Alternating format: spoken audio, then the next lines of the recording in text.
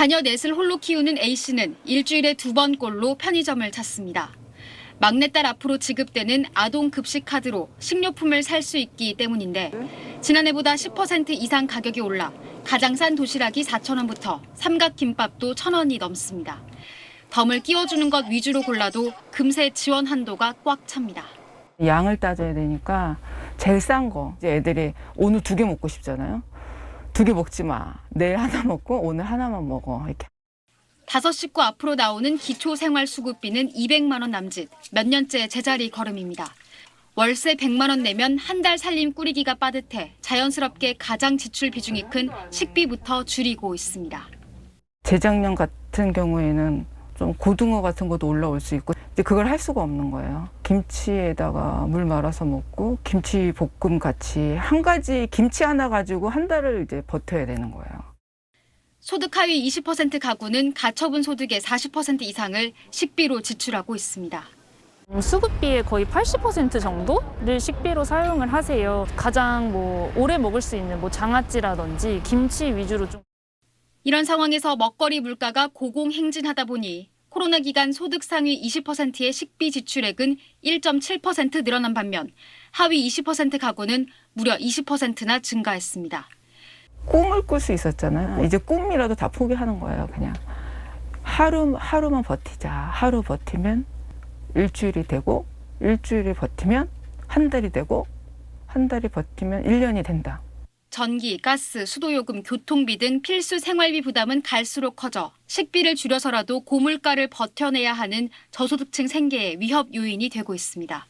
SBS 최희원입니다. 네, 그런가 하면 치솟는 물가에 대학가 풍경도 많이 달라졌습니다. 방학인데도 학교 식당은 빈자리가 없을 정도로 붐비고 자취방 대신 식사를 제공하는 하숙집이 인기를 끌고 있습니다. 임태우 기자가 현장을 둘러봤습니다. 한 달 20만 원씩 내고 대학 기숙사에서 지냈던 김모 씨. 휴학하면서 기숙사를 나와야 했고 학교 근처에 월세 70만 원이 넘는 방을 구했습니다. 새 학기부터 모두 대면 수업으로 바뀌면서 월세값이 껑충 뛰었습니다.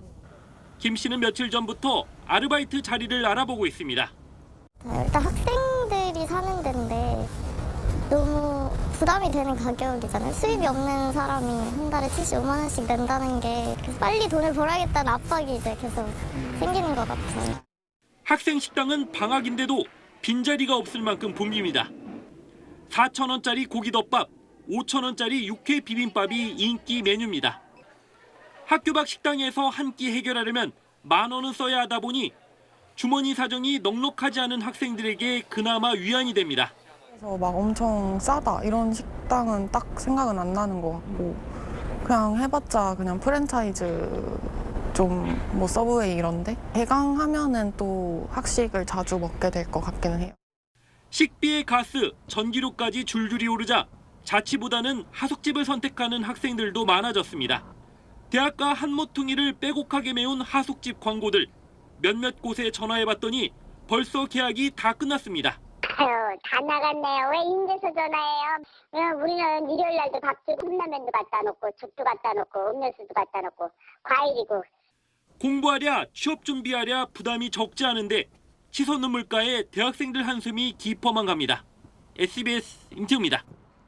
식당이나 미용실에 착한 가게라는 인증마크가 붙어 있는 곳이 있습니다. 주변보다 저렴한 가격으로 장사하는 곳이라고 정부와 지자체가 확인해 준 곳들인데 요즘 워낙 물가가 오르다 보니 이런 업소들에서도 고민이 깊습니다. 장선희 기자가 취재했습니다. 추어탕 한 그릇에 6,000원. 맛과 가격에 대한 자부심 때문에 21년 동안 딱 한 번 가격을 올리며 버텼지만 요즘 같은 어려움은 처음입니다. 매스컴에서는 전기료나 수도 이런 게 다 30-40%라고 얘기하지만 제가 체감하는 거는 모든 것들이 100%예요. 손님들이 자꾸 올리라고 저한테. 중소기업 밀집 지역에서 30년째 식당을 운영하는 조명순 씨도 고민이 큽니다. 치솟은 식자재 가격과 30% 이상 오른 난방비 압박에 가격을 올려야 할 수지가 맞지만 기본 반찬 수를 줄여 버티고 있습니다. 체감 물가는 IMF 때보다 더 찐 거죠. 그때는 식자재는 이렇게 오르질 않았었어요. 제가 30년 하면서 이때가 제일 힘든 것 같아요. 서민 생활과 밀접한 업종의 물가 안정을 위해 지난 2011년 도입된 착한 가격 업소는 지금 전국에 6,146곳에 달합니다.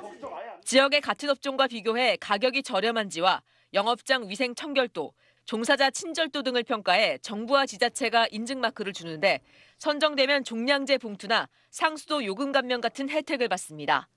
하지만 요즘 같은 고물가를 견디지 못해 인증을 반납하거나 폐업한 곳들이 속출하고 있습니다. 행정안전부는 올해 별도 예산 15억 원을 편성해 착한 가게 한 곳당 연간 지원 비용을 평균 45만 원에서 85만 원으로 올리기로 했습니다. SBS 장선입니다.